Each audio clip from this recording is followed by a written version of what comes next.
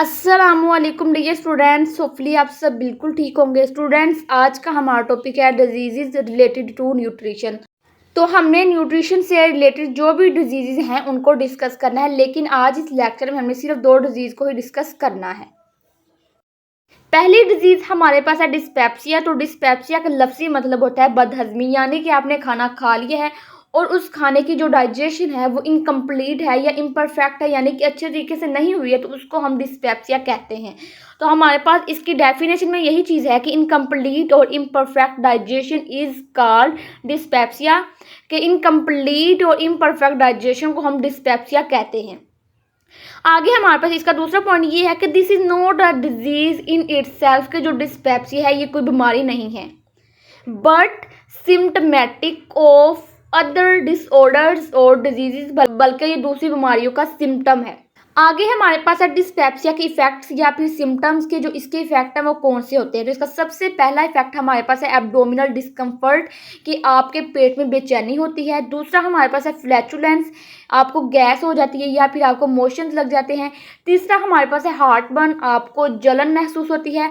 और चौथा हमारे पास है नोजिया, यानी कि वॉमिटिंग से पहले जो आपकी कंडीशन होती है उसको हम नोजिया कहते हैं, जिसमें आपको ये फील होता है कि आपको अभी ही वॉमिटिंग हो जाएगी।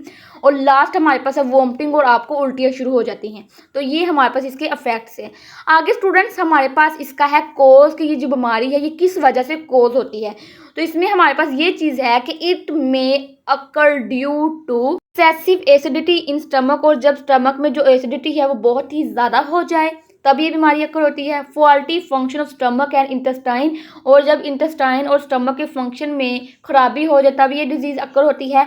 और तीसरा हमारे पास है इनसफिशिएंट क्वालिटी और क्वांटिटी ऑफ बाइल सेक्रेशन, और जब बाइल सेक्रेशन की जो क्वालिटी है और क्वांटिटी है उसमें इनसफिशिएंट यानी कि नाकाफी हो जाए तब ये बीमारी अकर होती है। दूसरी डिजीज़ हमारे पास है अल्सर। तो हमारे पास अल्सर की डेफिनेशन में ये है कि the inner wall of digestive tract is normally covered with mucus, के जो हमारा डाइजेस्टिव ट्रैक्ट होता है इसकी जो अंदर वाली दीवारें होती हैं वो म्यूकस से कवर्ड होती हैं, विच प्रोटेक्ट्स इट फ्रॉम एंजाइम, और ये जो म्यूकस है ये अंदर वाली दीवारों को एंजाइम से प्रोटेक्ट करता है। When the mucus layer breaks down the digestive enzymes begin to eat away the walls of stomach, और जब ये म्यूकस की जो लेयर्स हैं ये टूट जाएं तो जो डाइजेस्टिव एंजाइम्स होते हैं वो स्टमक की दीवारों को खा जाते हैं। दिस रिजल्ट इन आ सोर कॉल्ड अल्सर, उसके नतीजे में क्या होता है कि सोर यानी कि हमें गले की सोजश हो जाती है और इसको हम अल्सर कहते हैं। तो स्टूडेंट्स आपने इसकी डेफिनेशन को अच्छे तरीके से समझना है। क्या होता है कि जो हमारी अंदर वाली दीवारें होती हैं डाइजेस्टिव ट्रैक्ट की वो म्यूकस से कवर्ड होती हैं, और ये म्यूकस क्या करता है कि हमारी अंदर वाली दीवारों को एंजाइम से प्रोटेक्ट करता है कि कहीं ये एंजाइम हमारी अंदर वाली दीवारों को खा ना जाए।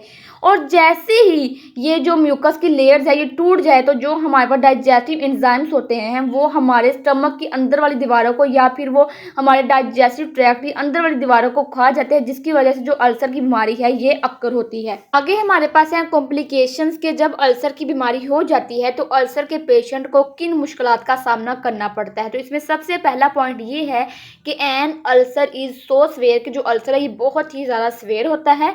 That a hole develops in the wall of digestive tract, जिसकी वजह से क्या होता है कि जो हमारा डाइजेस्टिव ट्रैक्ट है उसकी दीवारों में सुराख हो जाते हैं। इसका क्या नुकसान होता है कि the content of the tract spill into the abdominal cavity, और हम जो भी फूड खाते हैं जो भी कंटेंट लेते हैं वो सारा हमारी एब्डोमिनल कैविटी के अंदर स्पिल होता है यानी कि आ जाता है। इससे क्या नुकसान होता है कि लीडिंग टू सीवियर इन्फेक्शन, तो इससे बहुत ही बुरा इन्फेक्शन हो जाता है, विच में प्रूव टू बी फैटल, और ये बहुत ही ज़्यादा खतरनाक बीमारी बन सकती है if immediate medical care is not sought, अगर इसका बर वक्त इलाज ना किया जाए तो ये बहुत ही ज़्यादा खतरनाक बीमारी बन सकती है। कॉम्प्लिकेशन के बाद हमारे पास है पेप्टिक अल्सर। तो इसमें ये है कि excessive secretion of gastric juice is an important factor of peptic ulcer, यानी कि गैस्ट्रिक जूस की बहुत ज़्यादा सेक्रेशन की वजह से जो पेप्टिक अल्सर है ये कोज होता है। लास्ट में हमारे पास है प्रिकॉशंस के, जो अल्सर का पेशेंट है उसको कौन सी एहतियाती तदाबीर को फॉलो करना चाहिए। पहला प्रिकॉशन हमारे पास है स्मोकिंग कि अगर अल्सर का पेशेंट स्मोकिंग करता है तो उसको स्मोकिंग नहीं करनी चाहिए। दूसरा हमारे पास है स्पाइसी फूड, उसको स्पाइसी फूड नहीं खानी चाहिए। तीसरा हमारे पास है अल्कोहलिक बेवरेजेस, यानी कि उसको शराब नहीं पीनी चाहिए। और आगे हमारे पास है coffee, T and stress should be avoided by the patient who is suffering from ulcer, यानी कि जो अल्सर का पेशेंट होता है उसको स्मोकिंग से, स्पाइसी फूड से, अल्कोहलिक बेवरेजेस से, कॉफ़ी से, टी से और स्ट्रेस, इन तमाम चीज़ों से अवॉइड करना चाहिए, फिर वो इस बीमारी से बिल्कुल ठीक हो सकता है। तो स्टूडेंट्स, ये हमारे पास दो सिंपल सी डिजीज़ थी, एक थी डिस्पेप्सिया और दूसरी थी अल्सर। इंशाल्लाह कल हम दो और डिजीज़ को डिस्कस करेंगे और 3 डेज़ के अंदर हम इन तमाम डिजीज़ को जो है कंप्लीट कर देंगे। ओके जी, अल्लाह हाफिज़।